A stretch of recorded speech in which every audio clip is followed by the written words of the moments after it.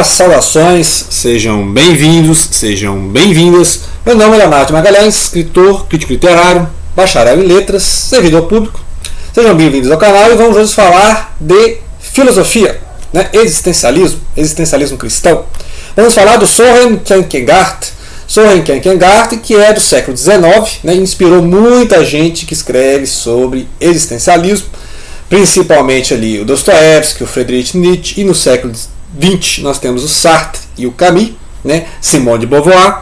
São autores que trabalham muito a questão da existência. Então, a existência, ou seja, o ser no mundo. Então, o Kierkegaard fala muito dessas questões existenciais. O Kierkegaard teve uma vida muito cheia de altos e baixos, grandes decisões que ele teve que tomar. Ele é uma família protestante, reformada na Dinamarca. E todos esses temas da religião, da filosofia, da existência estão na obra dele. Então, a obra que precisa ser relida, a gente leu muito aí a filosofia mais ligada ao materialismo, ao ateísmo, que é o Sartre, o Camus, mais conhecido. Mas, voltando ao século XIX, tem grandes autores, igual o Dostoiévski, que trabalha mais o romance, a escrita, o conto, que trabalha essas questões existenciais do ser no mundo. Então, o ser humano no mundo e as decisões e as questões da angústia e a questão do desespero humano. Essa coleção aqui dos Pensadores tem esse volume que tem 3 obras do Kierkegaard, o Diário do Sedutor, Temor e Tremor e o Desespero Humano ou A Doença até a Morte, que é um outro título para esse livro. Interessante que o Kierkegaard ele trabalhava assim, usando pseudônimos, então muitos dos contos, dos livros, dos ensaios que ele escrevia, até pregações também, porque ele é uma família de tradição de pregação, o irmão dele também era um pregador religioso. Interessante que é igual a família do Nietzsche, do Friedrich Nietzsche, que também o pai era um pregador e tal, estava destinado a ser um pregador. Então o Kierkegaard está sempre assim trabalhando entre a literatura, o Diário do Sedutor é muito ficcional, tem um autor assim com um pseudônimo, não é ele. Então muitas vezes pouca coisa assim é realmente assinada pelo Kierkegaard, Então ele usava muito pseudônimo, cada pseudônimo tinha uma visão do mundo. E geralmente aqui as 3 visões, os 3 estágios da vida para o Kierkegaard é o estético, ou seja, a questão do estético, do esteta, do artista, aquele homem, aquela mulher que quer sensações, emoções, prazeres, e também o estado ético. O estado ético seria aquele que já tem um dever, deve-se fazer isso, a questão social, a questão coletiva e a questão da consciência, você deve fazer isso, as obrigações. Lembrar que a ética tem a ver com isso, com a moral, com os costumes, e tem o estágio religioso, ou a gente chamaria hoje de espiritual, porque religioso, quando ele fala aqui, não é pertencer a uma religião, Inclusive ele faz muita crítica à religião enquanto instituição, instituição religiosa, então ele faz muita crítica a isso, assim como ele faz a crítica lá ao Hegel, que é um grande filósofo da época, que influenciou inclusive também o Karl Marx, que é o materialismo histórico. Então, não é aqui um estágio religioso no sentido de que é o homem que tem que ser religioso. Não, é a questão espiritual. É o homem em relação a Deus. Então, quando o homem está no nível estético, ele está preocupado mais com a vida dele mesmo, o indivíduo. A questão de se dar bem, de relacionar-se com os prazeres, com as emoções. Quando ele está no estado ético, já tem a questão do dever, e o dever geralmente espera-se que seja com o outro.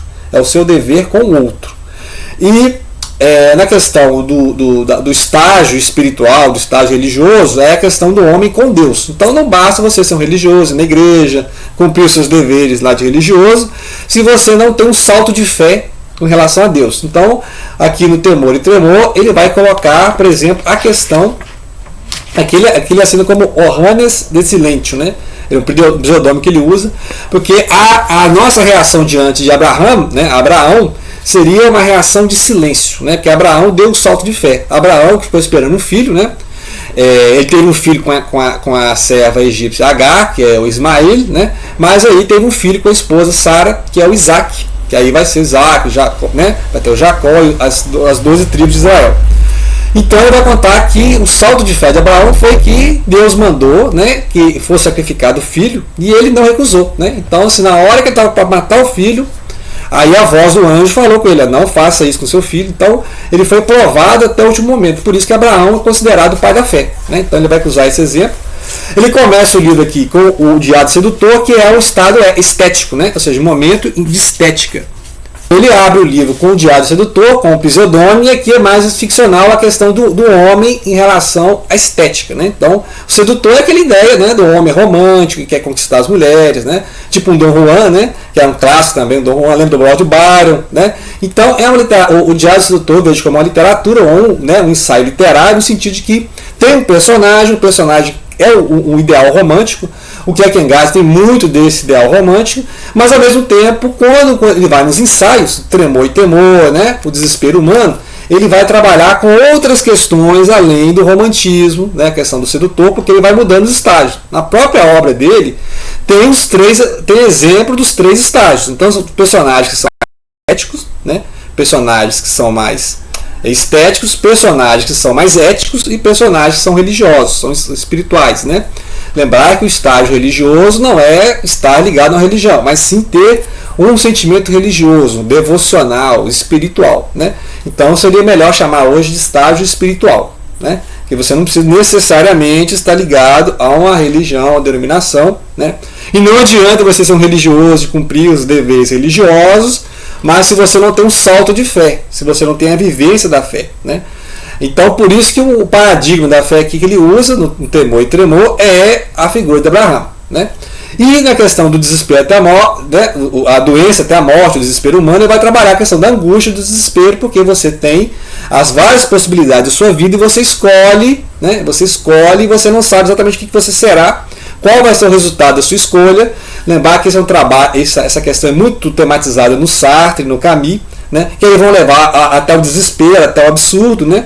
Do desespero até o absurdo, que é a questão ali do Sartre e Camus, e a questão da autenticidade, que o Sartre, né, Jean Paul Sartre, trabalha muito, a questão de ser autêntico. Então, não adianta você ser um religioso para o outro, né? Por exemplo, eu sou um bom religioso para o outro, cumpro todos os meus deveres religiosos, mas qual é a sua relação autêntica com a fé? Né? Então ele vai debater muito isso, que muitas vezes na vida religiosa, lembrar que o contexto dele aqui é o cristianismo, nessa vida religiosa você está muito preocupada com os seus deveres religiosos, com a sua questão da sua, como eu sou na minha congregação, na minha fé, na minha religião, mas você esquece que na verdade isso é um caminho para alcançar o quê?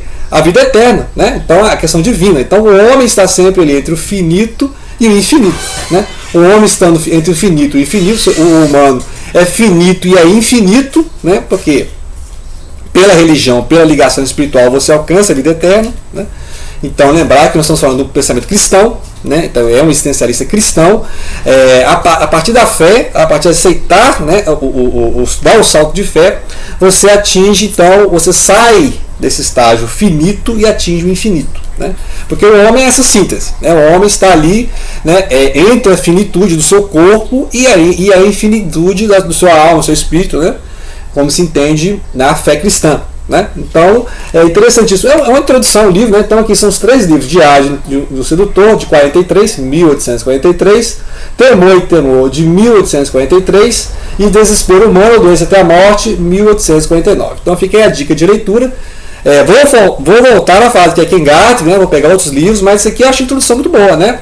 Eu estava estudando aí o Pós-Deus, né? do Sloterdijk, né?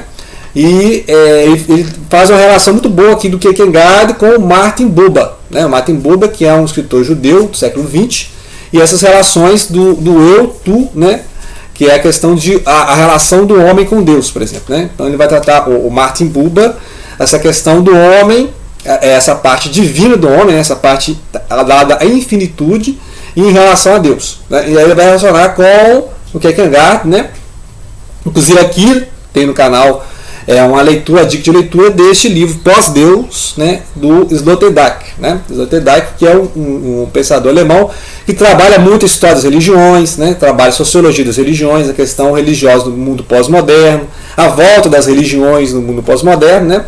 Então ele tem um ótimo ensaio sobre Kierkegaard, também recomendo, né? Ou seja, não só ler essa coleção dos pensadores, mas também conhecer a obra do Sloterdijk, né? Que é um pensador pós-moderno, então ele está muito antenado com as questões pós-modernas, mas volta toda essa questão da religião, né? Ou seja, como a religião, porque lembrar que lá no século XIX o Friedrich Nietzsche proclamava Deus está morto, né? acabou a religião, não precisa mais de religião. Só que a gente viu, né, no próprio final do século XIX, a surgimento de novas religiões, novas denominações cristãs, o reavivamento, o fundamentalismo, né, nas várias religiões abraâmicas. Inclusive também tem um livro do Sloterdijk sobre as religiões monoteístas, né, um livro que estou correndo atrás aí, que a gente vai comentar. Esse fundamentalismo que voltou no judaísmo, voltou no cristianismo, voltou no islamismo, né? Então, é interessante que tudo isso reatualiza, né, e nos possibilita reler hoje o Soren Kierkegaard, grande pensador do existencialismo cristão, que não falaram que é existencialista, né, ele não falaram, não sou existencialista, mas se você ler, né, ainda mais com o olhar do século XX, você vê que, como ele coloca a questão da existência, da angústia humana, né, do indivíduo, a sua questão individual, isso é uma questão muito moderna, pós-moderna, né? Então, ou seja, eu acho muito atual.